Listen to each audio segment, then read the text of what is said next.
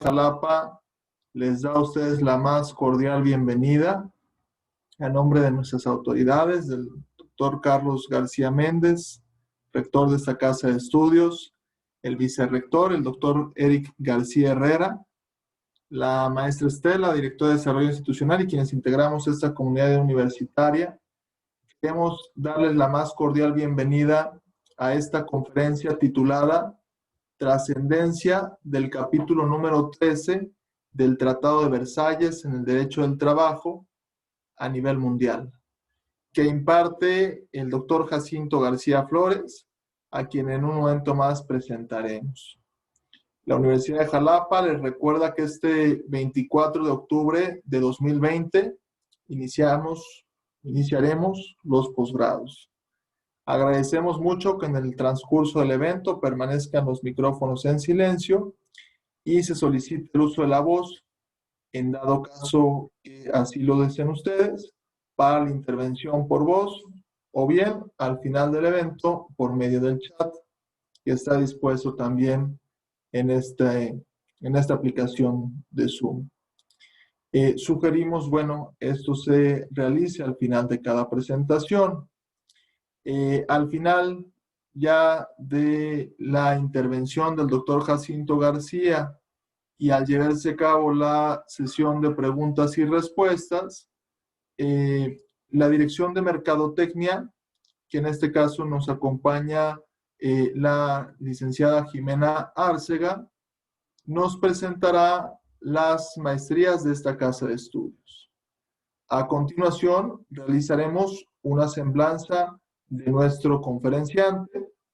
El doctor Jacinto García Flores es doctor en Derecho del Trabajo y de la Seguridad Social por la Facultad de Derecho y Ciencias Sociales de la Benemérita Universidad Autónoma de Puebla.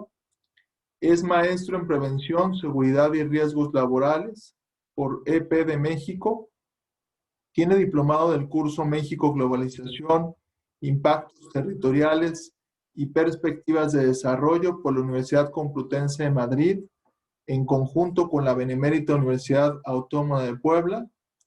Es diplomado de los cursos Globalización, Constitucionalismo y Derechos Sociales, entre otros, también organizados por las Universidades Castilla-La Mancha y Bolonia de Italia. Ha sido condecorado con la medalla Dr. Osbaldino Rojo Lugo por la presidencia de la Junta Directiva Internacional de la Asociación Iberoamericana del Derecho del Trabajo y la Seguridad Social, Dr. Guillermo Cabanelas. También ha recibido la Orden Rodolfo Sandino Argüello, otorgado por la Asociación Nicaragüense de Derecho del Trabajo y de la Seguridad Social, fungiendo además con el grado honorífico de profesor invitado por la Universidad Politécnica de Nicaragua. Es docente a nivel licenciatura desde 1985 y posgrado en diversas instituciones, en las que sobresale, por supuesto, la Universidad de Jalapa, la Facultad de Contaduría Pública de la Benemérita Universidad Autónoma de Puebla, en la que también ha sido secretario de Investigación y Estudio de Posgrado, coordinador del Centro de Investigación y director de la revista Numerci. Ha impartido diversas cátedras a nivel posgrado en instituciones públicas y privadas, como es el caso de la Universidad Autónoma de Yucatán, la Universidad Autónoma de San Luis, la Universidad Autónoma del Estado de Hidalgo, la Benemérita Universidad Autónoma de Puebla, la Universidad Autónoma de Guerrero, la Universidad Veracruzana, la Universidad Autónoma de Coahuila, la Universidad de las Américas Puebla, y la Escuela de Estudios Judiciales del Tribunal Superior de Justicia del Estado de Hidalgo. Es autor y coordinador de los siguientes libros: Empresa y Derecho, que publicó la UAP, Derecho del Trabajo y la Seguridad Social de Porrúa, El estrés laboral y enfermedades que de él derivan, El teletrabajo, Sanciones laborales, Cómo proteger el capital de la empresa sin afectar los derechos de los trabajadores. Es importante destacar que el doctor Jacinto García Flores es académico de número de la Academia Mexicana del Derecho del Trabajo y de la Previsión Social y de la Academia Mexicana de la Seguridad Social. Pues sin un mayor preámbulo, Cedo el uso de la voz al doctor Jacinto García, que esta tarde nos acompaña con nosotros. Adelante, doctor.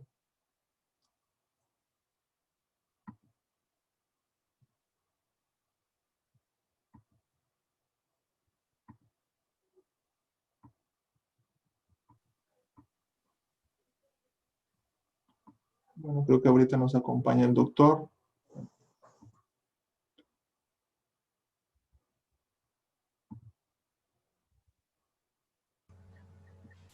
Gracias, mi querido maestro y amigo. Agradezco, gracias, decía mi querido maestro y amigo.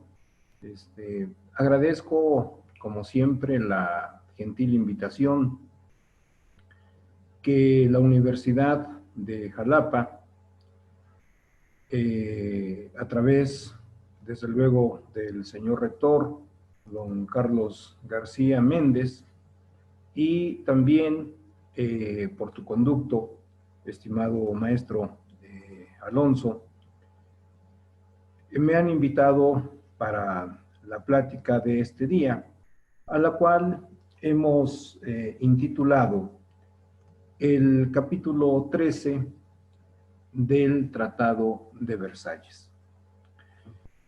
Desde luego que en esta plática, pues voy a pedir a nuestros amigos que nos honran con su presencia, pues una participación en esta plática, en este diálogo, con el ánimo precisamente de que ellos pues se percaten de la importancia de esta materia en el caso del derecho del trabajo mexicano. Porque si bien es cierto que estamos hablando del derecho internacional del trabajo, pero también es cierto, como nuestros amigos van a poder apreciar, tiene una importancia vital, no solamente como parte del derecho del trabajo, sino que el texto de los diferentes convenios que son producto de la actividad legislativa de la Organización Internacional del Trabajo nutren el contenido de nuestra Ley Federal del Trabajo. Entonces, de acuerdo a esto, pues vamos a poder ver precisamente la importancia, reitero, de esta materia, Derecho Internacional del Trabajo, en el derecho del trabajo mexicano. Claro, nuestra materia, el derecho del trabajo mexicano, como todos sabemos, ha sido reformada. El día 1 de mayo del año 2019, es decir, hace un año con 2-3 meses, nuestra Ley Federal del Trabajo fue reformada, a grado tal que yo he afirmado, y ahora lo vuelvo a hacer, podemos apreciar un salto cuantitativo y cualitativo de 180 grados. Porque ese derecho del trabajo que todos hemos estudiado, que todos hemos conocido, que todos hemos litigado, que todos hemos asesorado, o que muchas personas, ¿verdad?, han tenido que aplicar en su calidad de operadores del sistema jurídico, hemos podido apreciar, reitero, un salto cuantitativo y cualitativo de 180 grados que me permiten afirmar que estamos en presencia de un nuevo derecho mexicano del trabajo. Mario de la Cueva, uno de los más grandes autores del derecho del trabajo mexicano, recordemos que escribió primero la obra titulada El derecho del trabajo mexicano y posteriormente escribió El nuevo derecho mexicano del trabajo. Hoy, haciéndome eco de la importancia de la materia, pues me atrevo a decir que estamos en presencia de un nuevo derecho mexicano del trabajo. ¿Y qué relación tiene precisamente esa materia de derecho internacional del trabajo con la nuestra, el derecho mexicano del trabajo? Vamos a ver que hay una íntima relación. Desde luego que, como ustedes pueden ver en las diapositivas que se están proyectando, ¿sí? ¿Sí estamos apreciando las diapositivas, jóvenes? Entonces, en esta primera diapositiva, a manera de introducción, ¿verdad? Pues vamos a tomar lo que he mencionado, ¿sí? Es decir, esa importancia que tiene el derecho internacional del trabajo con nuestra materia. Para tal efecto, ¿sí? Para tal efecto, pues debemos considerar varios aspectos, ¿sí? Aspectos que desde luego nos permiten ver la importancia de este organismo público, perdón, de este organismo supranacional que es la Organización Internacional del Trabajo. Para tal efecto, jóvenes, vamos a poder ver en la dirección electrónica que aparece en la diapositiva un pequeño video, mismo que les pido de favor, pues entren, ¿sí? Entren ustedes a esa dirección electrónica a efecto de que podamos apreciar el contenido de dicho video. Para esto vamos a conceder pues un lapso de tiempo de 7 minutos a efecto de que todos podamos ver, reitero, este video cuya dirección electrónica aparece en la diapositiva. Ustedes la pueden ver, es https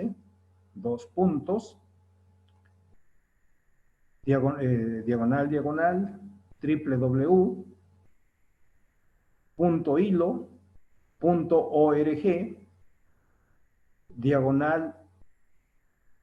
DIN, Normex,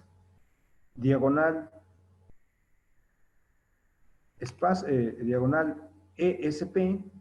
En fin, ustedes pueden ver la dirección aquí en la diapositiva. ¿Cierto o falso, jóvenes?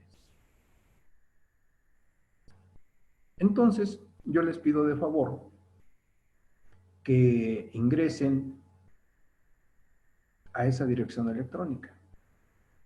Y desde luego agradecer a todos nuestros jóvenes alumnos con quienes vamos a compartir, primero, esta plática el día de hoy, y segundo, la materia a lo largo de las distintas sesiones que llevaremos en el curso. Desde luego me da gusto saludar, entre otros compañeros, a nuestra compañera Jimena, que está siguiendo esta plática.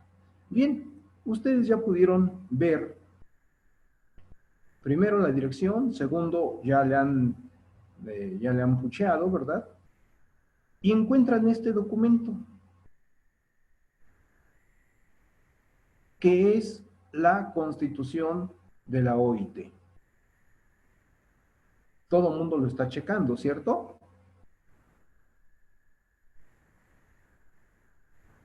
Entonces, reitero, por favor, no se tarden leyendo todo el documento, no, sino así a vista de pájaro, como popularmente se dice, vean los títulos que contiene el documento. Como pueden ver, este documento se llama Constitución de la Organización Internacional del Trabajo y recibe el nombre, ¿sí? Recibe el nombre de Constitución de la Organización Internacional del Trabajo, porque aquí vamos a encontrar la estructura orgánica de ese organismo supranacional, que es el que elabora normas de derecho del trabajo aplicables a todos los países del mundo, no solamente a México, sino a todos los países del mundo. Y como podemos ver en este documento, Constitución de la OIT, además de contener un índice, contiene un preámbulo, y en ese capítulo primero alude a la organización de la Organización Internacional del Trabajo. Ustedes pueden ver que son del artículo 1 al artículo 13. El capítulo 2 nos habla o alude al funcionamiento precisamente de esta institución llamada Organización Internacional del Trabajo, que de los artículos 14 al 34 establece pues precisamente la forma en cómo va a funcionar, cómo va a sesionar y cómo va a publicar la OIT los documentos que precisamente rigen el derecho del trabajo a nivel mundial. En el capítulo tercero vamos a hablar de prescripciones generales.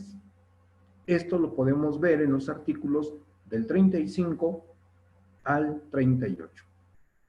Y a continuación, el capítulo 4, donde hablamos de lo que se denominan disposiciones generales.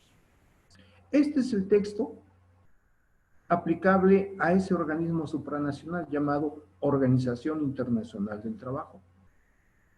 Bien, una vez que hemos ya conocido este documento, jóvenes, si ustedes quieren conocer un poquito más a detalle el contenido de este documento, bueno, pues vamos a conceder unos 3-4 minutos para que recorran el documento en extenso.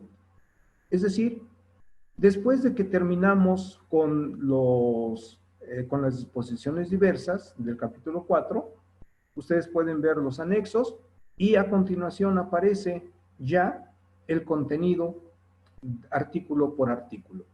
Vamos a conceder 240 segundos para que le den lectura, así de manera muy general, a los diferentes artículos que conforman o integran la Constitución de la Organización Internacional del Trabajo. ¿Sale? Corre tiempo, jóvenes.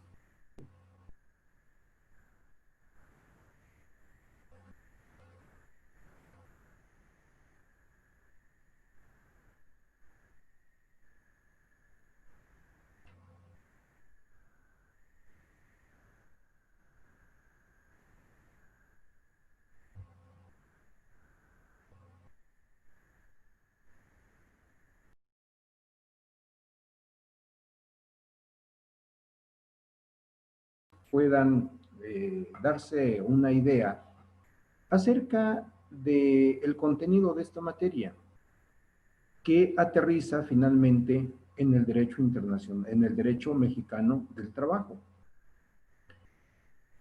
Desde luego, una vez que hemos podido ya conocer el contenido de la Constitución de la Organización Internacional del Trabajo, debemos también conocer qué es la Organización Internacional del Trabajo. ¿Sí? Debemos conocer qué es la Organización Internacional del Trabajo. Para ese efecto vamos a poner la siguiente diapositiva. ¿Sí? Vamos a poner la siguiente diapositiva a efecto de que podamos ver la siguiente dirección electrónica.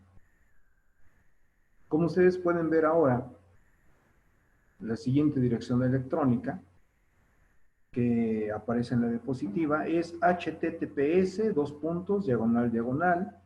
www.youtube.com.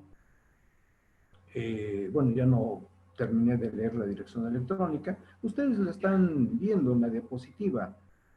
Entonces les pido de favor que ingresen también a esta dirección. Bueno, en este momento yo afortunadamente ya la pude abrir.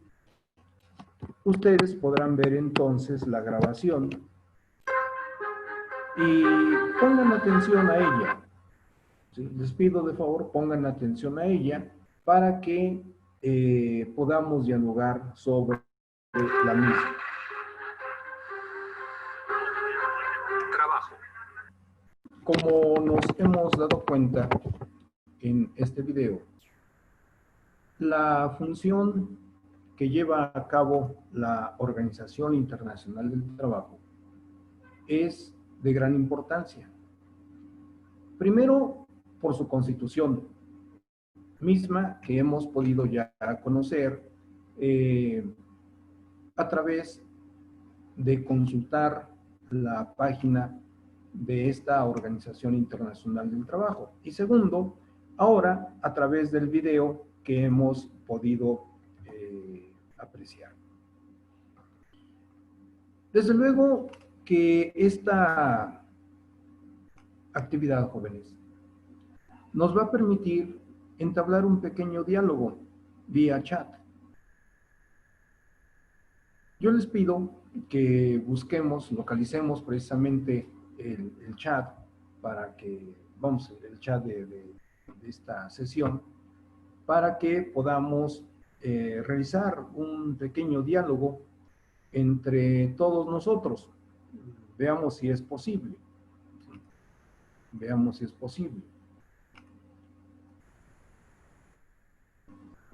Bien, aquí tenemos el chat de esta plática y encuentro, por ejemplo, el que ya hay un mensaje, no solo de la universidad, sino también de Ana Lilia Zulueta Alegría.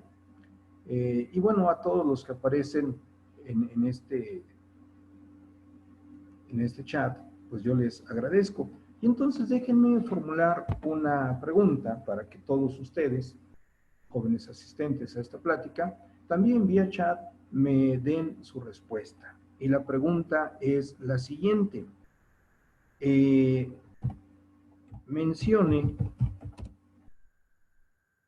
desde su particular punto de vista, ¿sí? Mencione desde su particular punto de vista cuál es la importancia que tiene la Organización Internacional del Trabajo en el derecho del trabajo de nuestro país. Reitero, las normas que dicta la Organización Internacional del Trabajo, que reciben el nombre de convenios y recomendaciones, son normas jurídicas que se van a aplicar al derecho del trabajo de los diferentes países del mundo. ¿Sí? Entonces, ahora que hemos conocido la constitución de la OIT y que hemos podido ver el video donde precisamente se habla de las funciones de la OIT, yo les pregunto aquí en el chat y espero su respuesta, jóvenes. Breve también, ¿sí? Porque ahorita no nos vamos a extender. La pregunta es, mencione desde su particular punto de vista cuál es la importancia que tiene la OIT en el derecho del trabajo mexicano. Para este pequeño ejercicio, pues yo les voy a pedir de favor que pues me hagan llegar una respuesta breve, ¿sí? Unas cuantas palabras, para que no tardemos mucho en el tema que estamos abordando. ¿Les parecen 10 minutos máximo? Corre tiempo. Corre tiempo a partir de este momento. Entonces, 10 minutos máximo para recibir las respuestas de ustedes a través de este chat, jóvenes. Si es posible que me hagan saber sus respuestas.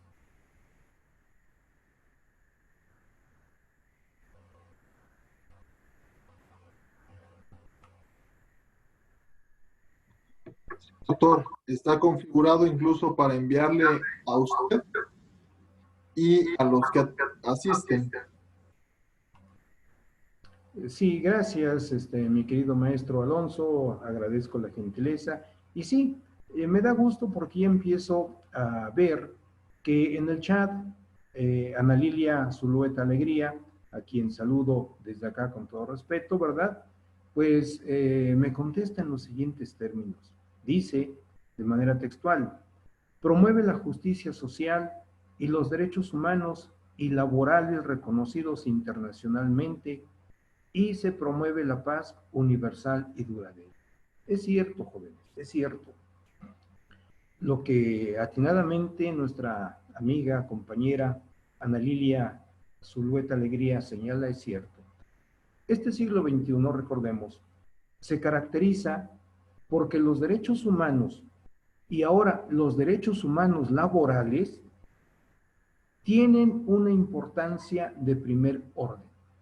Y desde luego OIT busca que en esos derechos se promueva la justicia social. Y al promoverse dicha justicia, en consecuencia se va a promover la paz universal y duradera, como una función de la OIT, es cierto. Si a ello agregamos también el comentario que gentilmente Hugo Cuenca Zúñiga nos envía, Hugo señala lo siguiente: su importancia radica en la elaboración de la investigación y la suma de acuerdos que permite que el Estado mexicano adopte una vez que lo ratifica el Senado y al año siguiente entra en vigor, considerando que el derecho social es dinámico. Efectivamente, lo que está señalándose ahora por parte de Hugo es cierto, ¿sí? Es cierto. Una vez que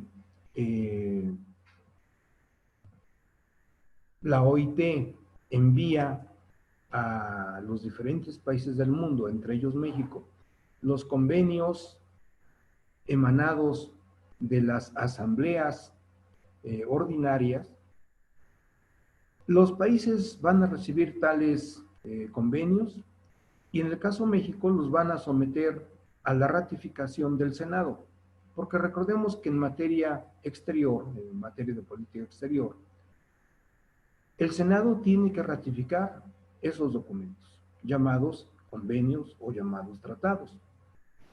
Y una vez que han sido ratificados, bueno, ya más esperar el tiempo pertinente para que puedan entrar en vigor. Pero además, Eder, que gentilmente también nos da su respuesta, dice, la OIT es un organismo internacional encargado de emitir recomendaciones a los países que le integran, a fin de mejorar las condiciones de trabajo aplicada en ella los derechos humanos y sociales. Es cierto. En la vida práctica, probablemente ustedes, igual que yo, hemos escuchado el siguiente comentario: es que la Ley Federal del Trabajo es protectora de los trabajadores. Sí, es protectora. ¿Y por qué? Porque no solamente en México, sino principalmente en los países de economías emergentes, como somos de hecho toda América Latina, la justicia social es un ideal a la que aspiran todos los trabajadores. Y cuando estamos hablando de trabajadores, no solamente vamos a pensar en los trabajadores que están frente a una máquina produciendo. Estar frente a una máquina en un proceso productivo, transformando la materia prima en producto terminado, es un trabajo, sí. Pero ese trabajo, o mejor dicho, el trabajo, no solamente es manual o productivo frente a una máquina. El trabajo también hoy es de corte intelectual. Y entonces hablemos del director general de una empresa. Hablemos del supervisor general de esa empresa, del contador general de esa empresa, el gerente de recursos humanos, en fin, todos aquellos trabajadores que a nivel directivo tienen que tomar decisiones, porque una buena decisión de ellos, de esos trabajadores de confianza o trabajadores administrativos, le van a dar a ganar a la empresa mucho dinero. O una mala decisión de ellos puede hasta quebrar a una empresa. Vean entonces que no solamente hablar de trabajadores es hablar de los señores que están frente a las máquinas produciendo, no, sino es hablar ahora, siglo XXI, de los trabajadores a nivel directivo. No nada más hoy siglo XXI, no, esto también ha sido a lo largo de la historia. E incluso cuando alguna vez o algunas veces me han preguntado, oiga, ¿y a poco el derecho del trabajo también protege a los trabajadores directivos? También. Oiga, pero en ocasiones son accionistas de la empresa. Sí, allí tienen un doble papel. Por un lado son accionistas y ahí van a quedar protegidos por el derecho mercantil, por ejemplo. Pero por el otro lado, cuando son los administradores de la empresa, allí tienen el carácter de trabajadores y ahí van a quedar protegidos por el derecho del trabajo. Entonces decía, sí, la Ley Federal del Trabajo es protectora de los trabajadores y busca que la justicia social se haga presente. Y hoy ya no estamos hablando de esa justicia social, de algo abstracto, de algo que no vamos a ver, que no va a ocurrir. Hoy lo tenemos presente. Nuestra Ley Federal del Trabajo, repito, no solamente como litigantes, no solamente como asesores de trabajadores o asesores de la empresa o como aplicadores de justicia. No, sino a todos los que tenemos que ver directa o indirectamente con el trabajo. Hoy vemos plasmada esa justicia social a través de los derechos humanos. Y en este caso, por ser esta la materia de derecho al trabajo, en los derechos humanos laborales. ¿Cuántas veces hemos escuchado ya hablar de los derechos humanos laborales? Bastante, seguramente. Y la pregunta es, bueno, ¿y qué son los derechos humanos y qué son los derechos humanos laborales? Porque a lo largo de la historia, cuando nosotros hemos hablado de derechos humanos, pues sí, hablamos de los derechos que todos los seres humanos tenemos frente a las autoridades. Oigan, ¿y qué pasa cuando el trabajador está en el interior de la empresa? Y el estar en el interior de la empresa, digamos que es una área estratégica, un área geográfica, donde el Estado no entra. Y digamos que allí en esa zona de exclusión para el Estado, la pregunta es, ¿y acaso entonces en esa zona de exclusión que es el interior de la empresa, los trabajadores no tienen derechos humanos laborales? Porque es allí donde el derecho del trabajo se hace presente, al interior de la empresa. No, yo vuelvo a preguntar, ¿no se hace allí presente el derecho del trabajo en esa vertiente de derechos humanos laborales? Claro que sí. Y entonces, esto nos aterriza, evidentemente, ¿sí? Esto nos aterriza en conocer un término que dije en nuestra Ley Federal del Trabajo existe y que tan solo abordar ese término nos va a llevar mucho tiempo. ¿Cuál es ese término? Bueno, pues ese término, ¿verdad?, es el trabajo decente. ¿Sí? El trabajo decente. Desde luego que hablar del trabajo decente, ¿sí?, jóvenes, no es una ocurrencia nada más del Estado mexicano o de sus autoridades o de los empresarios o de los trabajadores individual o colectivamente considerados, no, sino que para que el artículo 2 de la Ley Federal del Trabajo, que habla del trabajo digno o decente, ha tenido la influencia o la incidencia de los convenios precisamente de la Organización Internacional del Trabajo.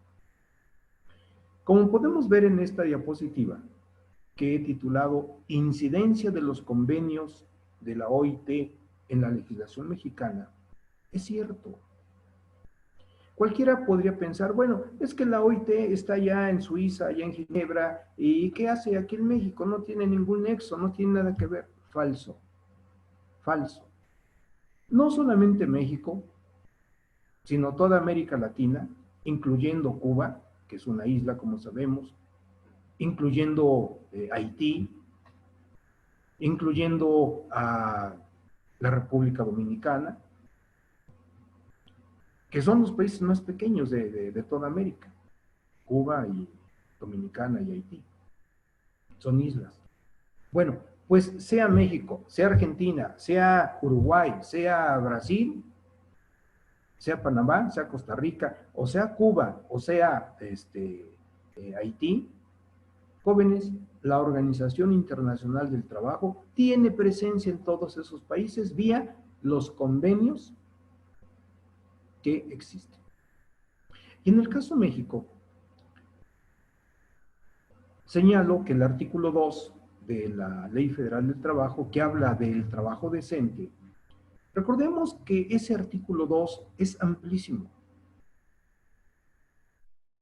Establece que no debe haber discriminación en contra de ninguna persona, por ningún motivo. Y tan solo utilizar el término discriminación, eso nos lleva a indagar qué es lo que significa el término discriminación. Y claro, podemos ocurrir a un diccionario, en este caso, ejemplo, el diccionario de la Real Academia, la Real Academia Española, el famoso RAE, o podemos acudir a un diccionario jurídico, por ejemplo, el diccionario jurídico de la UNAM, o podemos ocurrir a un diccionario sociológico, o bien a otro tipo de documentos, para buscar el significado de discriminación. Y claro, cada uno de ellos, cada uno de tales documentos, nos va a dar una explicación de qué es la discriminación.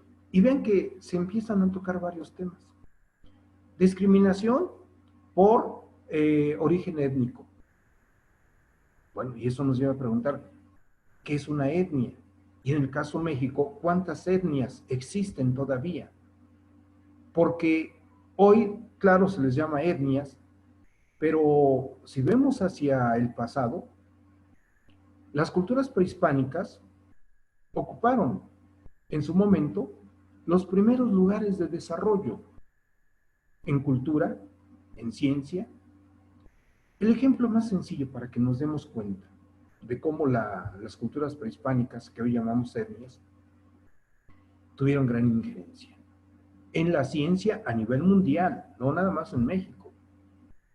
Hablemos del cero, ¿sí? El número cero. Por un momento imaginemos que el cero no existe. ¿Qué tendríamos que hacer para lograr los cálculos que hoy logramos gracias al cero?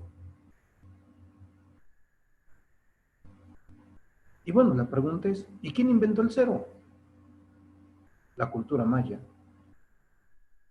Y la cultura maya, ¿verdad? Es una cultura y una lengua que en su momento, reitero, ocuparon el primer lugar o los primeros lugares a nivel mundial. Entonces debemos sentirnos orgullosos de ello. Pero ¿qué sucede cuando una persona por su origen étnico, ¿verdad? Pues lo alejamos, no le damos la oportunidad de desarrollo que tiene. Eso es discriminación. Y entonces los convenios de OIT tratan de evitar eso. Pero si hablamos de la discriminación en el trabajo, que en este caso es el famoso moving, bueno, pues ahí vemos cómo ese moving puede ser vertical o puede ser horizontal. ¿Y de qué se trata? En palabras sencillas y comunes, de hacerle la vida imposible a algún compañero, sea hombre, sea mujer, o incluso a algún superior, o el superior a algún inferior. Entonces, vean, la esencia de los convenios de OIT están en nuestra Ley Federal del Trabajo. Y pongo el primer ejemplo, el trabajo decente. Pero no es solamente, ¿sí? No es solamente el trabajo decente.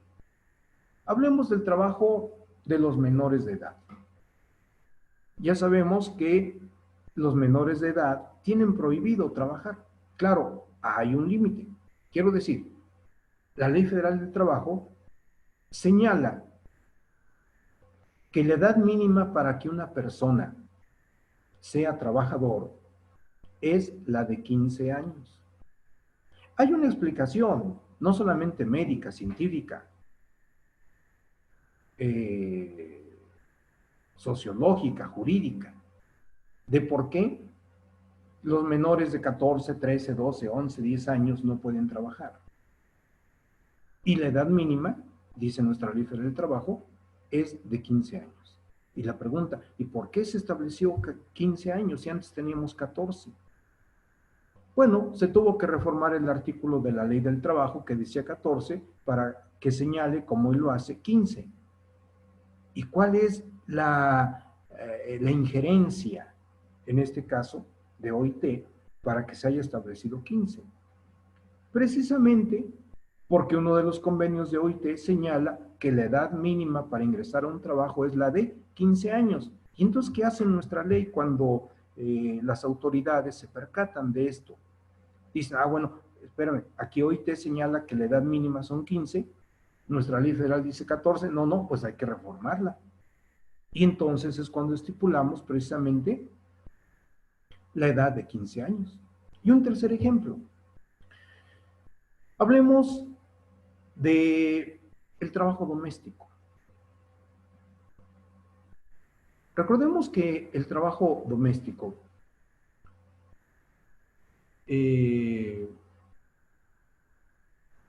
está regulado en nuestra Ley Federal del Trabajo, a grado tal que hoy los trabajadores domésticos, cuyo nombre correcto de acuerdo a la ley es trabajadores del hogar, vean, hasta el nombre se cambió. ¿Por qué? Porque también OIT tiene un convenio que alude a los trabajadores del hogar. Y entonces, para estar empatados con la nomenclatura que utiliza OIT, pues tuvimos también que reformar nuestra Ley Federal del Trabajo. Ahí está entonces la incidencia de esos convenios de la Organización Internacional del Trabajo en la legislación mexicana. Pero vamos más allá. Sí, vamos más allá. Estas reformas que he mencionado, trabajo decente, 15 años para los menores de edad, y el trabajo, pues vamos al trabajo doméstico, o trabajadores del hogar, no son los únicos. Vayamos ahora a la materia colectiva. En la materia colectiva,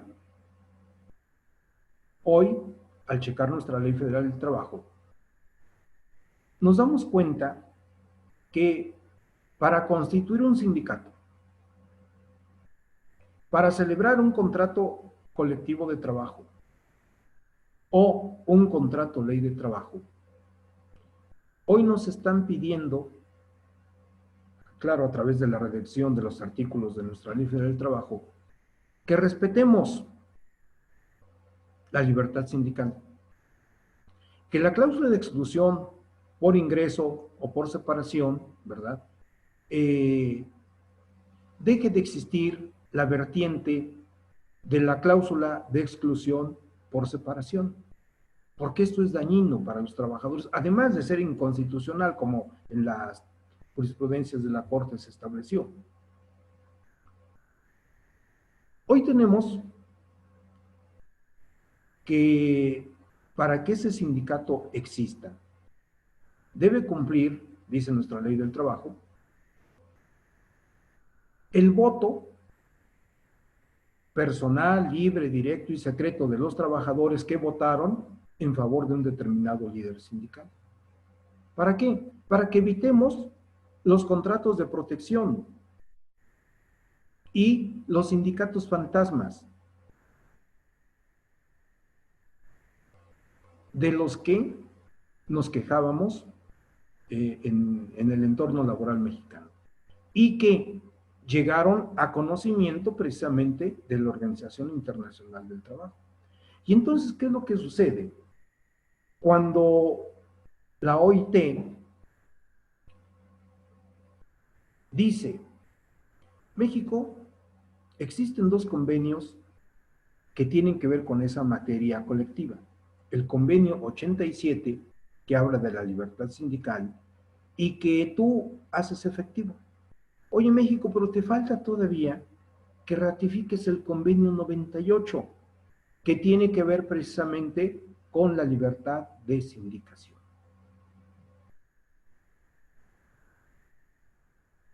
Y resulta entonces que ante esa presión, permítanme utilizar ese término, diplomática de OIT, México ratifica el convenio 98 hace poco tiempo. Y entonces vean,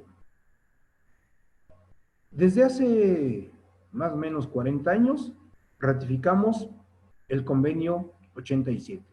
Desde hace más o menos 40 años debimos haber ratificado el convenio 98 y no se hizo. Se hizo hasta apenas en el año anterior. Y después de que se ratifica ese convenio 98, a los pocos meses tenemos la reforma a nuestra Ley Federal del Trabajo, donde, reitero, el contenido del convenio 87 y el convenio 98 ahora quedan plasmados en el texto de nuestra Ley Federal del Trabajo. Allí podemos apreciar una vez más, ¿sí? La incidencia o la injerencia de los convenios de OIT en la legislación de nuestro país. Pero vamos más allá. Ahora en el proceso laboral, que todos conocemos, ya quedamos que ese proceso ahora va a ser conocido por los tribunales del trabajo, donde ya no hay el tripartismo que pregona OIT, sino que ahora es un juez adscrito al poder judicial, federal o local, el que va a sentenciar los juicios laborales que sean sometidos a su conocimiento. Sí, pero aquí ahora vemos un cambio, porque esos procesos laborales, en la etapa de conciliación, se van a ventilar en sede administrativa, es decir, ante el Tribunal Federal de Conciliación y Registro Laboral, si es en materia federal, y ante los centros estatales de conciliación, si es de materia local. ¿Y qué creen? Pues que también hay documentos de OIT, que en su momento vamos a conocer, que claramente señalan que en ese proceso jurisdiccional laboral, la conciliación debe llevarse a cabo en sede administrativa, donde aquel servidor público que se va a denominar conciliador laboral debe tener un perfil determinado. Entonces la pregunta es, ¿por qué en nuestra ley se estableció ahora una conciliación previa y obligatoria? Porque así lo establecen los convenios de OIT. ¿Por qué hoy se crea la figura precisamente de los conciliadores con un determinado perfil? Porque así lo establecen también los documentos aludidos. y llegamos a la etapa de juicio, ya en sede judicial. Cuando llegamos al juicio, de acuerdo a la Ley Federal del Trabajo que hoy tenemos reformada, nos damos cuenta que va a ser ahora un juez del trabajo, que por cierto, ustedes lo saben, en este momento, ¿verdad? Pues vamos, el Centro Federal de Conciliación y Registro Laboral, pues no solamente han lanzado las convocatorias para poder seleccionar al personal que va a trabajar en tal centro, sino también, ¿verdad? Se han lanzado convocatorias para que todo aquel interesado y que tenga el perfil correspondiente pueda concursar por una plaza de juez del trabajo. Bien. Y decía, ese proceso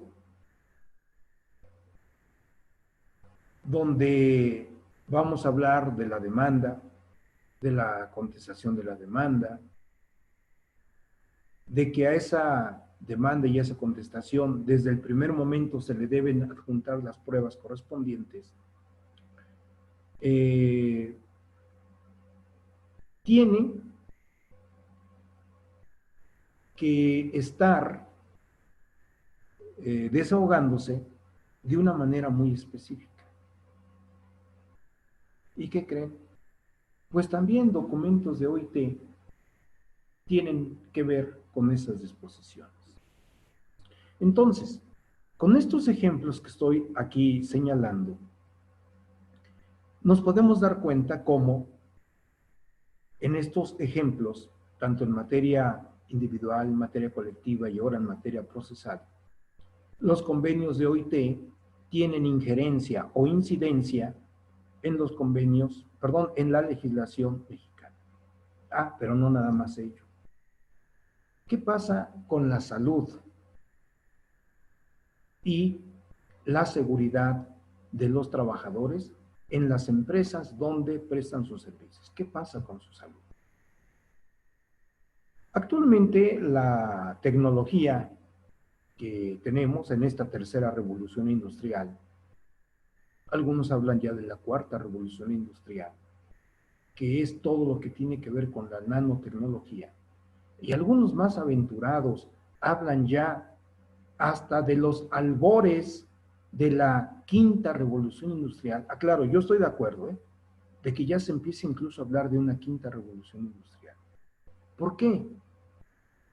Alguien, con todo derecho, me puede decir, oiga, pues eso ya es una exageración, estamos hablando de la tercera con el Internet, empezamos a hablar de la cuarta con la nanotecnología, y ahora usted me dice que ya está de acuerdo hasta con la quinta revolución. ¿Por qué? A título personal considero que a partir del mes de julio de este año, recordemos que 3 países han lanzado naves espaciales hacia el planeta Marte. La NASA por un lado, China por el otro y los Emiratos Árabes Unidos por el otro. 3 países. Sus naves espaciales en este momento están en el espacio dirigiéndose hacia el planeta Marte. En 2 años que se calcula llegarán, a título personal, creo que ese es el inicio de la quinta revolución industrial. Y no es casualidad que en varias universidades del mundo, y ahora lo digo con mucha alegría también, pues ya la UX, donde ustedes jóvenes van a estar realizando sus estudios de posgrado, también empieza a incursionarse en ese ambiente, en ese aspecto. Vean entonces cómo están en una universidad vanguardista, una universidad que desde luego está al día en la ciencia, en la tecnología, en las humanidades, y que toma en consideración los avances que en todos los ámbitos existen. no solamente en el derecho del trabajo, ya sea nacional o internacional, sino dije, hasta ahora tiene que ver con el derecho espacial. Sí, en varias universidades, principalmente norteamericanas, se imparte la materia de derecho espacial. Y no nos extrañemos que en un futuro muy cercano empecemos a hablar del neuroderecho, es decir, el estudio de las emociones aplicadas a casos jurídicos y que desde luego van a tener que ser regulados. Bueno, pues así como estos viajes espaciales o el neuroderecho hoy son una realidad, si vemos también hacia nuestra materia, el derecho del trabajo, nacional e internacional, también están evolucionando y tienen que estar a la vanguardia. Y es precisamente la Universidad de Jalapa, la universidad de dicho estado, la que está siendo la pionera, la punta de lanza en todo esto. Entonces, créanme, jóvenes, que el hecho de que ustedes cursen su maestría en esta gran institución, que es la Universidad de Jalapa, reitero, van a encontrar a maestros de primer nivel con una preparación envidiable, misma que a lo largo de los años han podido obtener, pero además de tener esa preparación envidiable, decía, el hecho de que todos los avances que se tienen, la ciencia, la tecnología, las artes, etcétera, pues ustedes lo van a encontrar precisamente acá, en la Universidad de Jalapa. 10 participantes tenemos en este diálogo, en esta plática que hemos llevado a cabo. Perdón, pero un mosquito andaba por aquí. Y bueno, pues tuvimos que ahuyentarlo, una disculpa. Entonces decía, ustedes van a tener la fortuna de contar con una planta de catedráticos de primer nivel, que desde luego les van a llevar de la mano por el contenido de cada una de las materias, que son vanguardistas. Y desde luego les va a permitir a todos ustedes, jóvenes, adquirir una cauda de conocimientos importantísima. Decía entonces, 10 jóvenes que nos han honrado con su presencia, es muy significativo. Y desde luego yo estoy en este momento dando por terminada mi plática, donde hemos podido ver la importancia que tiene el derecho internacional del trabajo en el derecho mexicano del trabajo. Y ya para terminar, formularía una pregunta. Bueno, ¿y cuál fue el documento, el hecho histórico que dio origen a la Organización Internacional del Trabajo y desde luego a que esta materia, Derecho Internacional del Trabajo, al paso de los años existiera? Y ese hecho es la culminación de la Primera Guerra Mundial. Recordemos que esta Primera Guerra Mundial, que ojalá no vuelva a haber una tercera guerra mundial. Ya hubo una primera y una segunda, pero esperemos que nunca ocurra una tercera. Porque recordemos lo que Albert Einstein respondió cuando le hicieron la pregunta, oiga, ¿y cómo va a ser la tercera guerra mundial? A lo que él respondió, no lo sé. Lo que sí sé es que la cuarta guerra mundial va a ser a palos y piedras. Entonces, si interpretamos esto, quiere decir que la tercera guerra mundial sería el acabose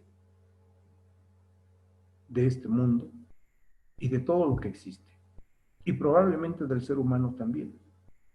Bueno, entonces todo esto, dije, arranca precisamente al concluirse la Primera Guerra Mundial.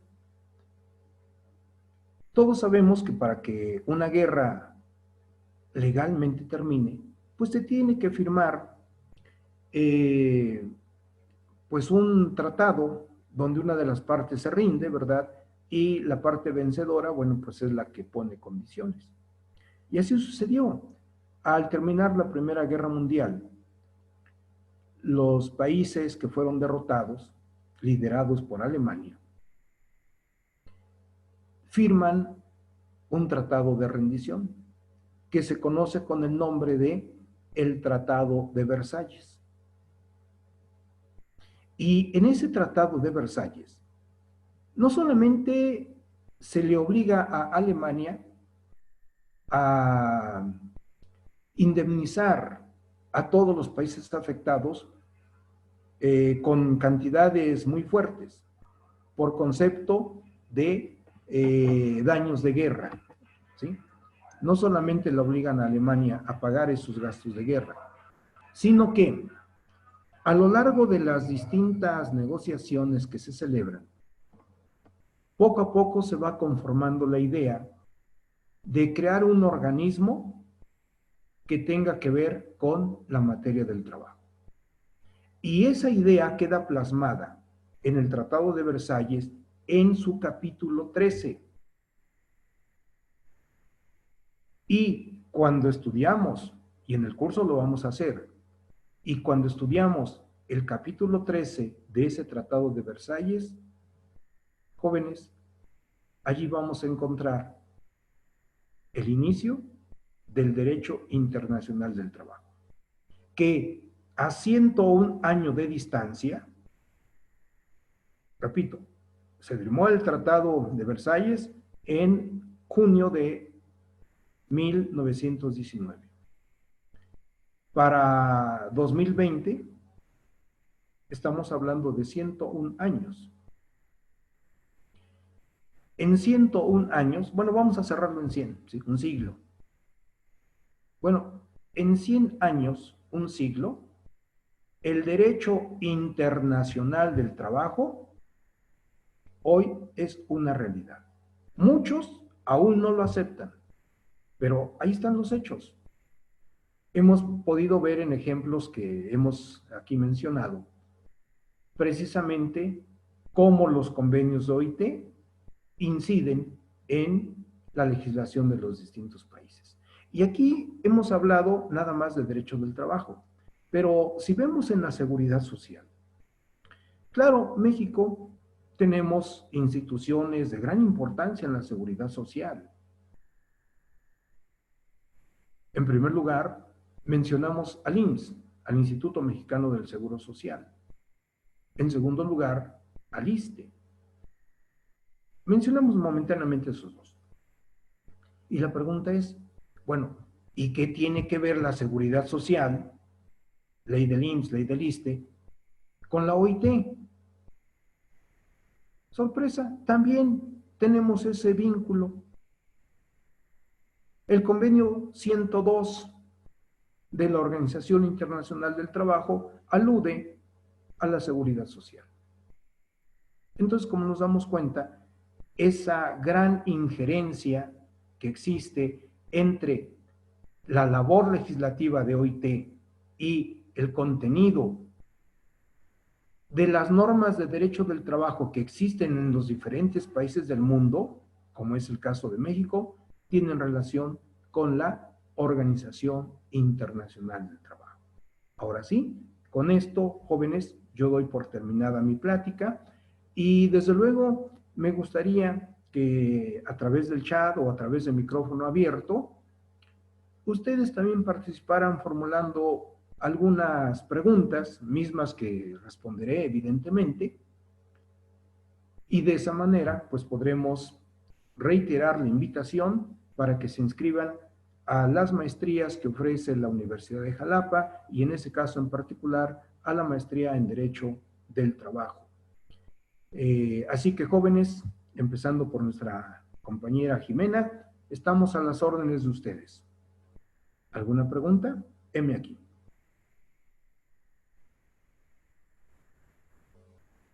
Hola, hola. Sí, doctor, leeré, nada más voy a silenciar tantito para no que no se me eco, doctor. Adelante. Le leeré algunas de las preguntas, doctor, que nos formuló. Bueno, más que preguntas, comentarios.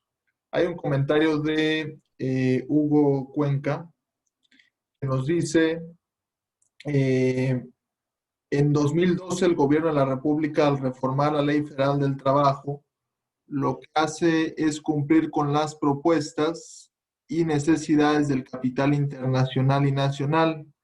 En ese entendido se rompe con la figura proteccionista en favor de los trabajadores.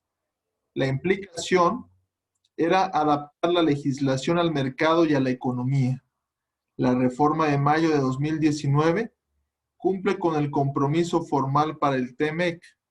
Los procesos económicos de los últimos 40 años cumplen con la función de dotar al mercado de la mano de obra necesaria para revitalizar los procesos económicos globales.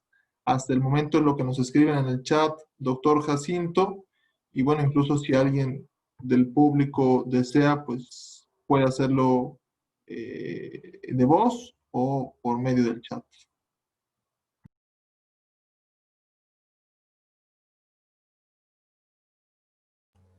Efectivamente, primero, bueno, pues te agradezco, mi querido maestro Alonso, por el control que tienes sobre la comunicación. Y segundo, en respuesta a la gentil pregunta que nos formulan, es cierto lo que se menciona. El derecho del trabajo mexicano, desde la Constitución de 1917 y después la Ley Federal del Trabajo de 1931 y después la Ley Federal del Trabajo de 1970. Claro, esta última, estoy hablando de 70 a más o menos la mitad de los 80, o sea, ya por 85 más o menos. Bueno, repito, desde la Constitución en el artículo 123, la Ley Federal del Trabajo de 1931 y la Ley Federal del Trabajo de 1970, con la reforma que tuvo en 1980, lograron darle al pueblo mexicano de entonces, y veamos que el pueblo mexicano de entonces fueron nuestros abuelos y nuestros bisabuelos. Bueno, pues a ellos les dieron cierta calidad de vida, cierta estabilidad laboral y de seguridad social. Porque fue el momento en que México afortunadamente tuvimos el pleno empleo, es decir, que prácticamente todas las personas tenían trabajo. Al tener trabajo, obtenían un salario.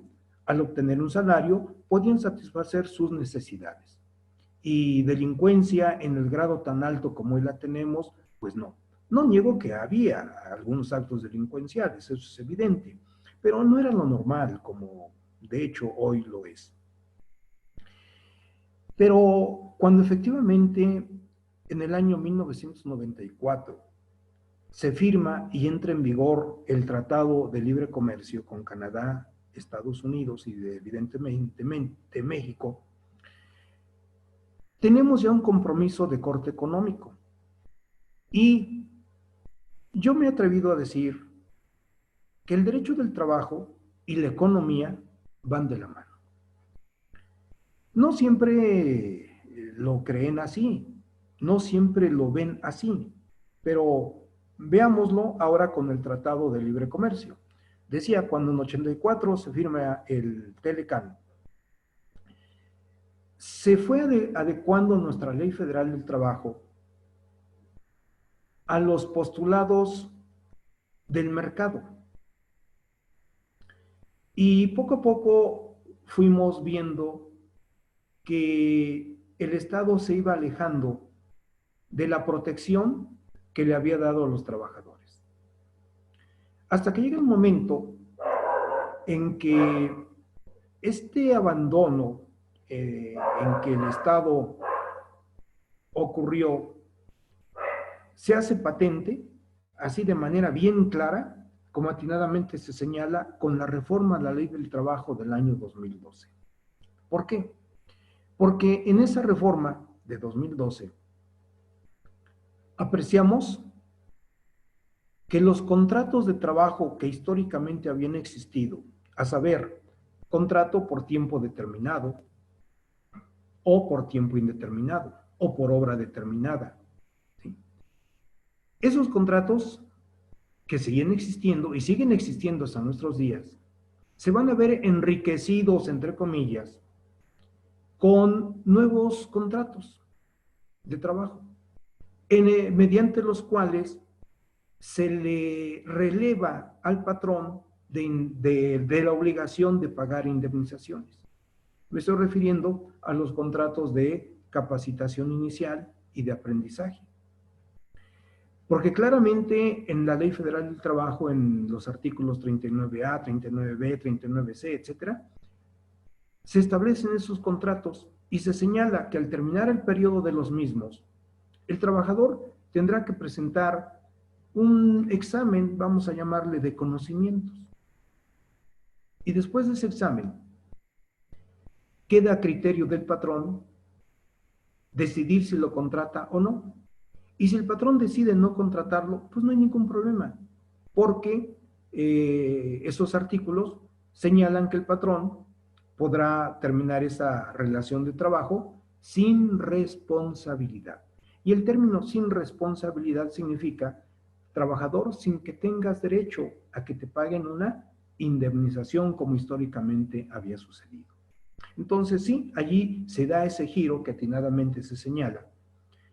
Y de 2012 a 2019, pues sigue vigente ese vínculo entre la economía y el derecho del trabajo. A grado tal que ya cuando vimos que el 1 de mayo de 2019 ocurre esta reforma actual, va a ser el TEMEC a través del capítulo 23 de dicho tratado México, Estados Unidos, Canadá, donde se vincula a la materia laboral mexicana precisamente con la economía, es decir, con ese tratado de libre comercio que hoy se llama Tratado México, Estados Unidos y Canadá. Por eso reitero que la relación derecho del trabajo, economía, van de la mano. Y aquí están los hechos con los que se demuestra tal afirmación. Y sí, seguimos en ese ámbito donde se privilegia la economía más que al trabajador mexicano. Y entonces la pregunta es, ¿a través de qué mecanismos OIT trata de revertir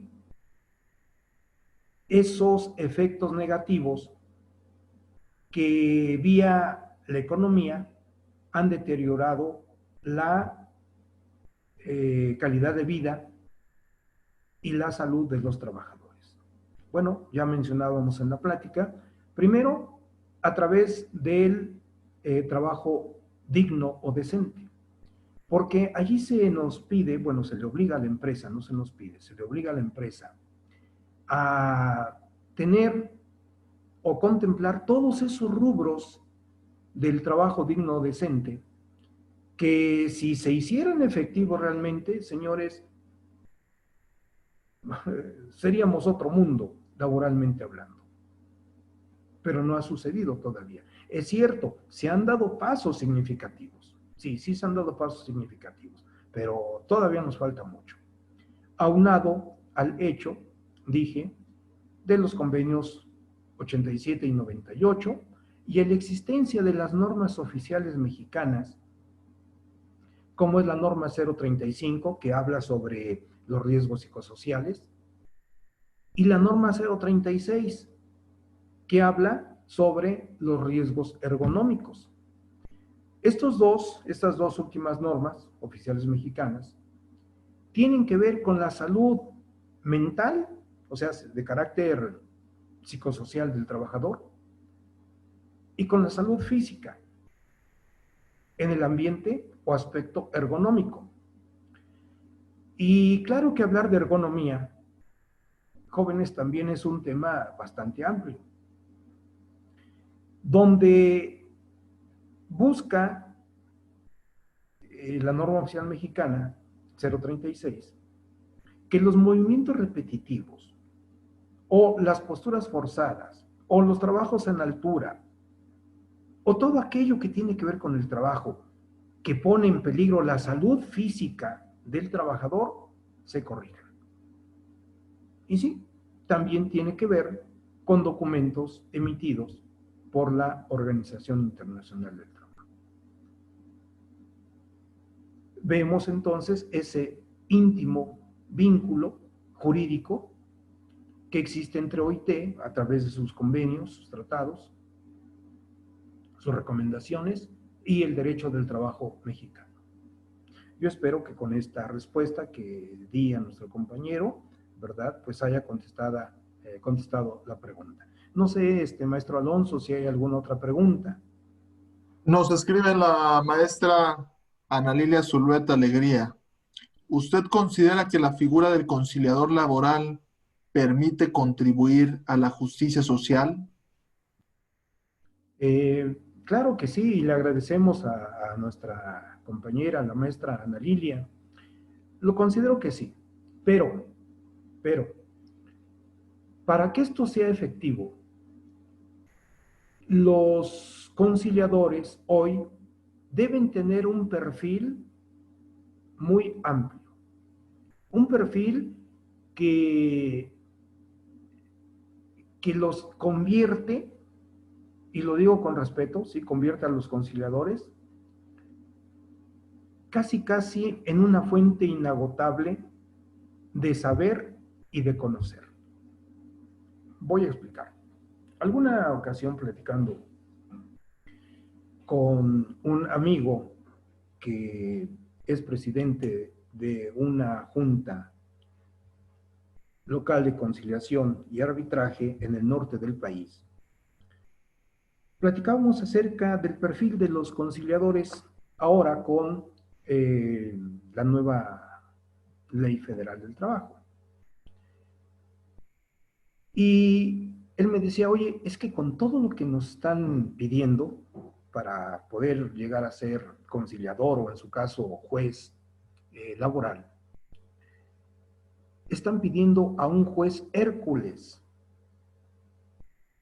Y le digo, a ver, explícame, ¿cómo un juez Hércules? Sí, acuérdate del personaje mitológico griego, Hércules, que tuvo que realizar como una sanción que le fue impuesta por los dioses los famosos 12 trabajos de Hércules. Y me dice, pues prácticamente es lo que hoy están pidiendo. Sí, sí, es lo que se le está pidiendo a los conciliadores y desde luego a los aplicadores de la justicia u operadores de la justicia. Porque, y yo lo he puesto por escrito, en un libro que yo espero muy próximamente aparezca, que lo he titulado Desaprender para volver a aprender en conciliación y el nuevo proceso laboral. ¿Sí? Así lo titulé ese pequeño documento que, repito, yo espero que en muy pocos días ya lo podamos presumir. Bueno, pues ahí señalo precisamente eso, que hoy los conciliadores deben tener un perfil que comprenda no solamente el conocimiento al derecho y al revés de la Ley Federal del Trabajo, sino deben conocer los tratados de la OIT, deben conocer las normas oficiales mexicanas, deben conocer las normas ISO, deben conocer o tener conocimientos de programación neurolingüística, deben tener conocimientos, aunque sea también elementales, de psicología, de lenguaje corporal, de trato humano, o sea, relaciones humanas. Esto es lo que hace, y ahí me apropio de las palabras de mi amigo, eso es lo que hace del conciliador y del juez laboral, ese juez Hércules al que mi amigo se refiere, ¿sí? Porque ese es el perfil que hoy deben tener los servidores públicos, que son los conciliadores o los jueces del trabajo. Claro, si nosotros vemos los requisitos para ser conciliador, por ejemplo, en la Ley Federal del Trabajo, pues no habla nada de que conozcas el Reglamento Federal de Seguridad y Salud, no habla nada de que conozcas las normas oficiales mexicanas, no habla nada de que conozcas las normas ISO, de neurolingüística, no habla nada de eso. Pero las necesidades los van a obligar. Máxime, y tratándose de los conciliadores, que tienen que conocer perfectamente los medios alternativos de solución de controversias. Porque si hablamos de la mediación, si hablamos de la conciliación, si hablamos del arbitraje como medios alternativos, o incluso de la justicia restaurativa en materia penal, obliga a los conciliadores conocer perfectamente en qué consisten los distintos métodos de mediación. No solamente el método Harvard, sino el método relacionista de Bush y Folk, o el método circular de Sarakov, y todos los demás medios alternativos que existen en solución de controversias. Entonces, como nos damos cuenta, ese joven conciliador pues tiene que tener muchos conocimientos, y además, no me acuerdo dónde lo leí, pero yo espero volver a encontrar un texto que leí, que dice, palabras más, palabras menos, para ser conciliador se necesita tener la sabiduría del rey Salomón, la paciencia de Job, la tenacidad, ya no me acuerdo de qué otro personaje. Y sí, repito, yo espero volver a encontrar esa lectura para copiar esos requisitos. Y eso es lo que hoy se le pide al conciliador. ¿Y a qué nos obliga entonces? Pues a estudiar esta maestría que empieza con el Derecho Internacional del Trabajo y después seguirá con el Derecho Interno del Trabajo, donde estudiaremos, ¿verdad? Bueno, estudiarán nuestros jóvenes alumnos no solamente las relaciones individuales, colectivas y procesales, acordes con la nueva reforma que hoy tenemos.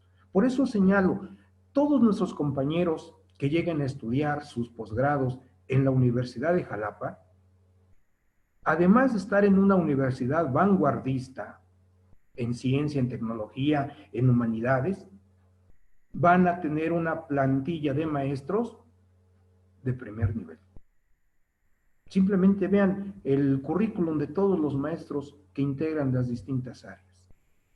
Yo soy el menos, sí, yo soy el menos, evidentemente, pero vean todo lo que tienen los demás docentes que van a compartir con ustedes.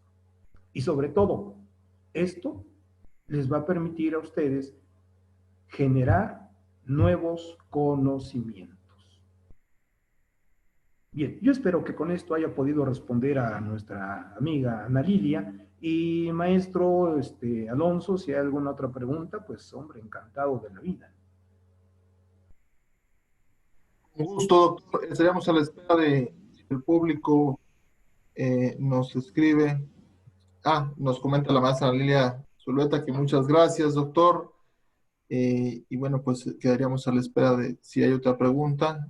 Lo felicita, doctor, por su plática. La maestra Lilia Zulueta, además, pues es catedrática también del posgrado en Política y Gestión Pública, en Derecho Electoral, y pues también es una destacada docente. Hombre, No, lo agradezco. no sé si por ahí hay alguien más que quisiera hacer alguna pregunta, algún comentario. Déjame ver, tengo aquí en el chat. Eder, a todos los panelistas, bueno, me quitó momentáneamente, a ver, déjenme ver. Bueno, Eder dice, ¿es un organismo internacional encargado de emitir recomendaciones? Sí, esto es en relación al chat que les pedí que me enviaran, externando sus comentarios, ¿verdad?, acerca del actuar de OIT. De Hugo, ¿sí? También nos dice, en 2012 el gobierno de... Ah, pues es la pregunta que ya me leíste, mi querido maestro Alonso. También encuentro la participación de Ana Lilia, de Ana Lilia, y también de Hugo, ¿verdad? Que dice, gracias por los comentarios, felicidades, gracias Hugo, te lo agradezco. En preguntas y respuestas encuentro dos preguntas de Ana Lilia Zulueta. ¿Usted considera que la figura del conciliador laboral permite contribuir a la justicia social? Sí, ya la respondí, ¿verdad? Sí, considero que sí contribuye, pero decíamos, tiene que ser una persona con muchos conocimientos. Claro, la ley del trabajo no pide tanto, ¿verdad? Si no es muy breve, pero no, en la vida real se pide todo esto. Julia Pérez, maestro, en lo que menciona la ergonomía, también aplica lo del COVID, ya que por esto están perdiendo su trabajo mucha gente, por ser obesos, diabéticos. Me gustaría conocer su opinión. Claro que sí, Julia Pérez Pérez, le agradezco la gentileza de la pregunta. Mire usted, eh, no recuerdo con exactitud, ¿sí? No recuerdo con exactitud el año en que en nuestro país se presentó un problema de salud, no sé, no recuerdo el año exacto, pero más o menos hace 10 años, al que se le llamó la gripe aviar. Seguramente algunos de ustedes lo recuerdan. Y ese problema de salud de la gripe aviar consistió en que a través de las aves, en el caso de aquí de México, nos empezábamos a enfermar. Y esa enfermedad contra la que no estábamos preparados, así como con el COVID en este momento, empezó a generar un buen número de decesos. Y ante esa situación, el Estado pues tuvo que intervenir y desde el punto de vista de salud, pues tuvo que aplicar vacunas a la población para inmunizarnos contra dicha gripe aviar. Pero en ese momento, varias empresas suspendieron sus labores. Y cuando buscamos en la Ley Federal del Trabajo las causas de suspensión de la relación de trabajo sin responsabilidad para la empresa y para el trabajador, pues teníamos tan solo un artículo, que en este caso es el artículo 42 de nuestra Ley Federal del Trabajo, donde se señala que en casos de enfermedades como la gripe aviar, bueno, pues la empresa tiene el derecho de suspender las labores y el trabajador tiene derecho a no ir a trabajar, a cambio de que se le pague una indemnización hasta de un mes de salario. Es decir, que yo te voy a estar pagando tu salario máximo por un mes, o sea, 30 días. En el día 31 ya no. ¿Por qué? Porque la ley me dice hasta 30 días, o sea, un mes. Y el día 31, 32, 33, 34, discúlpame, trabajador, ya no te voy a pagar. ¿Por qué? Porque ya no es mi obligación. Bueno, ese es el antecedente. Cuando llegamos hoy a la gripe, perdón, al COVID-19, pues resulta que muchas empresas, micros, pequeñas, medianas, se han visto en la necesidad de cerrar sus puertas. Y entonces,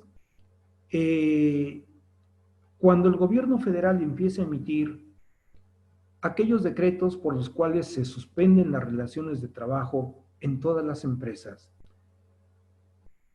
ahora ya no nos agarraron desprevenidos, porque en la ley del trabajo ya tenemos un artículo 42 bis que señala que cuando se presenten este tipo de problemas, claro, la empresa tiene que indemnizar al trabajador también con un mes de salarios máximo, después ya no. Pero el problema que aquí nos enfrentamos es que los términos en que está redactado el artículo 42 bis de la Ley Federal del Trabajo no coinciden al 100 con los conceptos que el gobierno manejó en los distintos decretos de suspensión del trabajo. Y entonces aquí varios amigos míos, microempresarios, se me acercaron también y me hicieron esa pregunta: oye, ¿qué hacemos ahora? ¿Cerramos puertas sin pagarle a los trabajadores o les tenemos que pagar hasta un mes de salario, como siempre ha sucedido? Y entonces decíamos, al checar el artículo 42 bis y los decretos, pues no coincidían cabalmente en las causales. Entonces, lo que yo me atreví a proponer, y al menos me dio resultado en la mayoría de los asuntos que me llegaron al despacho, fue negociarlos con los trabajadores. Hacerles ver que ellos, los trabajadores, no tienen ninguna culpa en la pandemia y que tienen derechos. Pero hacerles ver también que la empresa como tal, pues tampoco tiene ninguna culpa de este problema del COVID y que tiene obligaciones para con ellos. Pero el máximo es la de indemnización de un mes. Después de ahí, ya no. Y entonces los trabajadores me dicen: oiga, pero ¿yo qué culpa tengo? Yo aquí estoy para trabajar. Entonces, si yo estoy aquí, pues usted tiene que pagar. Sí, pero ¿de dónde te pagamos si la empresa no produce?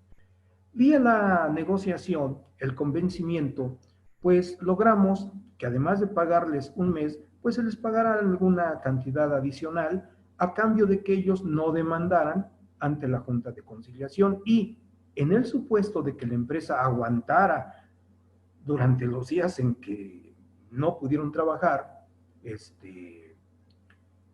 ellos, al levantarse la contingencia, pues seguirían conservando su empleo. La gran mayoría aceptó. Alguno que otro, bien o mal aconsejado, cada quien júzguelo, ha decidido demandar. Y bueno, pues ahora que las autoridades del trabajo reanuden labores, pues esperamos las demandas, ya las contestaremos. Y claro, el argumento va a ser ese, que así como el trabajador tiene derecho, pues la empresa, ¿verdad? También tiene la obligación de pagar, sí, pero no un salario de por vida. ¿Por qué? Porque no hay capacidad económica. Entonces, lo más seguro, por equidad, considero que los conciliadores, en este caso, en la Junta de Conciliación, que aún existe, recordemos que en 8 estados el próximo mes de noviembre dejan de existir, bueno, no de existir, sino de recibir demandas, la Junta de Conciliación en 8 estados de la República. Bueno, pero ese es otro tema. Entonces yo considero que las autoridades del trabajo van a llamar al trabajador y a la empresa y los van a sentar a negociar, porque tanto derecho tiene el trabajador como también la empresa. Aquí ninguno de los dos tuvo la culpa. Y desde luego, la dieta mexicana, en términos generales, origina que nuestra población, además de ser obesa, pues padezca o padezcamos de una serie de enfermedades, como son la diabetes, como son la hipertensión, el sobrepeso, en fin, una serie de enfermedades, ¿sí? Y entonces, ¿qué pasa con esos trabajadores? Ahora que estamos hablando precisamente de las normas, porque algo así decía la pregunta, ¿qué pasaba en esos casos? Bueno, miren, primero, la dieta de los trabajadores, pues no es la dieta sana que quisiéramos, porque el salario que se paga en México es un salario pequeño. Ya no hablo nada más del salario mínimo, no. Puede haber personas que ganen 2, 3, 4 salarios mínimos, y aún así es insuficiente. Claro, quien gana 2, 3, 4, pues tiene una mejor calidad de vida, claro, pero el que gana nada más un salario mínimo, o 2 tal vez, es una cantidad que no le va a permitir adquirir alimentos sanos, como él quisiera. Y entonces la mala alimentación es lo que origina esa obesidad, esa diabetes, esa hipertensión. ¿Qué buscan las normas 35 y las normas 36? La 35 busca preservar la salud fundamentalmente mental del trabajador, aquella que tiene que ver con el estrés. Y la 36 con los riesgos ergonómicos, es decir, esas posturas forzadas o esos movimientos repetitivos que hace el trabajador. Pero no se meten tanto con la dieta de los trabajadores. Hace 6, 7 años aproximadamente, recordemos que las autoridades del trabajo promulgaron una ley de alimentación para los trabajadores, donde se le obliga a la empresa a que en los comedores que tiene, pues la dieta, o sea, la comida que se sirve a los trabajadores, fuera una dieta sana. A cambio, el gobierno federal les iba a hacer llegar un apoyo económico, ya sea ahora sí en efectivo o a través de una disminución del pago de impuestos. Pero ¿qué ha sucedido? En un primer momento fue aceptada, pero poco a poco, tanto trabajadores como patrones se han ido olvidando de esa ley. La ley existe, ahí está, pero se ha vuelto, de hecho, letra muerta. Entonces, creo que tanto trabajadores como patrones, en cierto momento, pues tenemos la culpa de ser trabajadores obesos y con estos problemas de salud.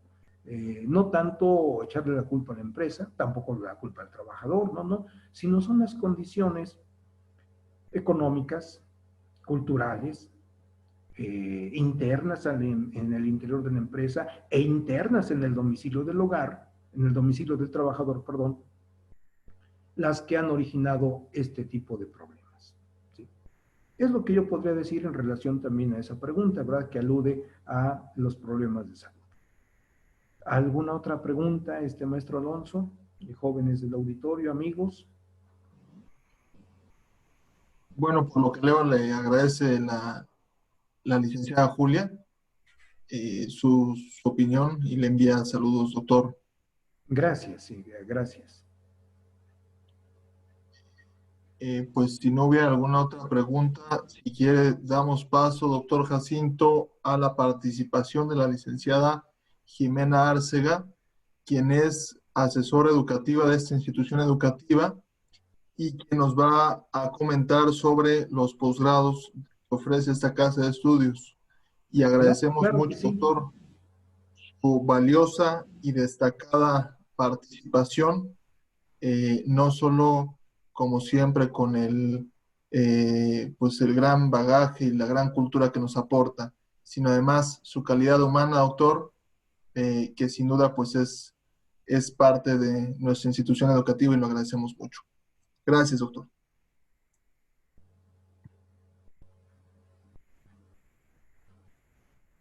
A continuación, la licenciada Jimena, perdón, que iba a participar de la Dirección de Mercadotecnia. Hola, ¿qué tal? Buenas noches. Bueno, como ya lo dijo el maestro Diego, mi nombre es Jimena, estoy en el área de mercadotecnia como asesora educativa. Yo les voy a dar información acerca de las maestrías. Ya se acerca el inicio, les voy a pasar una pequeña presentación. Ya al final, si tienen alguna duda, alguna pregunta, se las podemos resolver.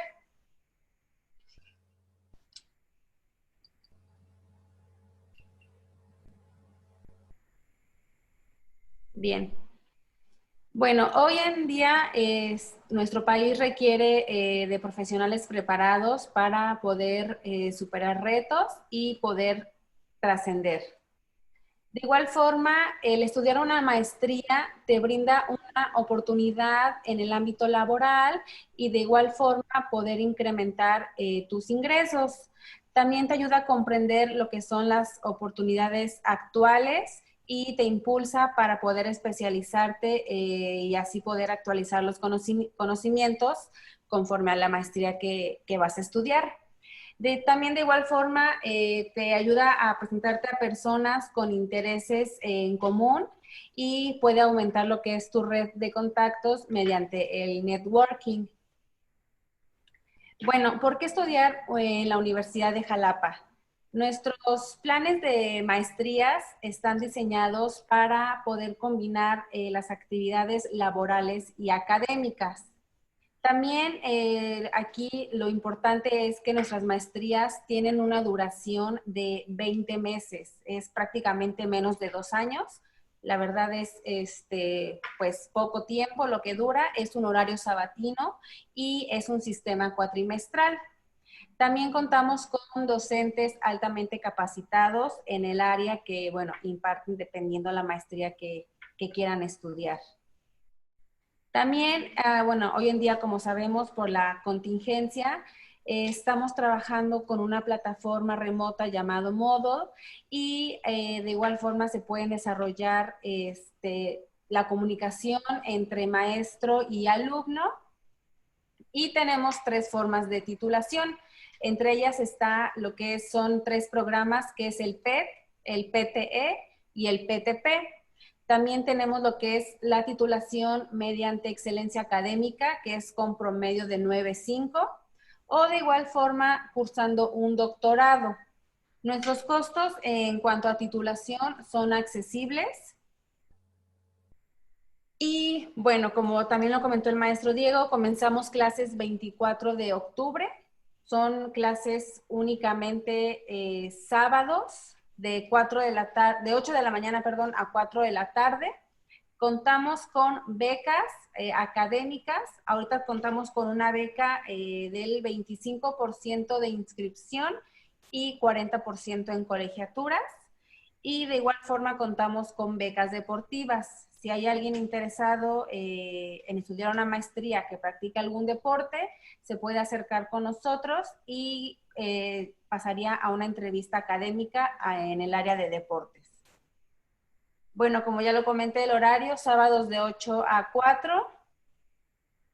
Y tenemos lo que son especialidades, maestrías y doctorados. Aquí, bueno, en este caso nos vamos a lo que es la maestría de Derecho Laboral. Aquí la maestría de Derecho Laboral, bueno, el sistema es cuatrimestral, son 5 cuatrimestres, lo que viene siendo 20 meses, año 8 meses la duración. Va dirigida en especial a licenciados en Derecho y su objetivo es desarrollar egresados con una amplia comprensión de la normatividad, fundamentos y perspectivas del derecho laboral en México.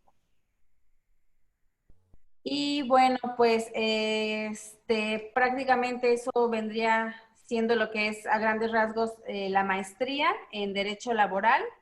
No sé si tengan alguna duda, alguna pregunta.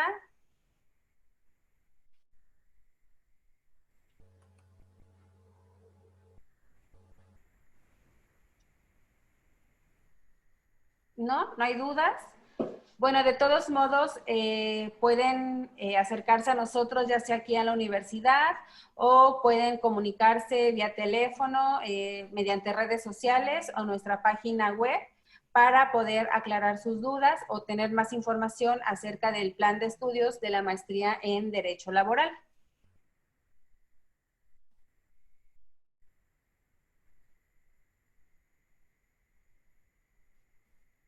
Maestro, no sé si vaya a comentar algo más. Bueno, nada más agradecerle mucho, licenciada Jimena, siempre por su valiosa intervención y sin duda precisa descripción de los posgrados que van a iniciar el 24 de octubre y que bueno, pues es una excelente oportunidad por todo lo que brinda la Universidad de Jalapa.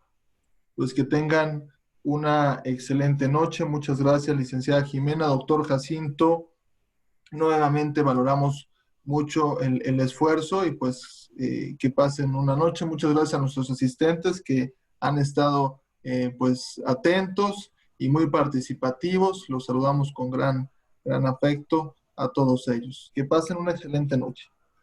Igualmente, gracias. Hasta luego.